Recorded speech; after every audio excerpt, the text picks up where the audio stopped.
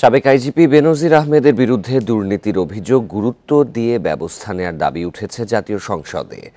যারা টাকা পাচার করেছে, বিদেশে বাড়ি কিনেছে, পানামা পেপারসে যাদের নাম এসেছে তাদের নাম প্রকাশের দাবি জানান সংসদ সদস্যরা। বুধবার জাতীয় সংসদে পয়েন্ট অফ অর্ডারে ৩ সংসদ সদস্য এসব দাবি জানান।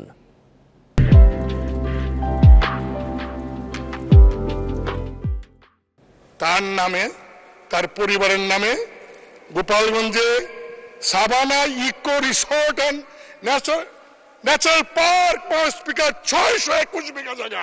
তিনি যখন ডিজি র্যাব মহানগরের ডিএমপি কমিশনার এবং আইজি, এই সময়ের মধ্যে তিনি কিন্তু এই সম্পত্তির মালিক হয়েছেন।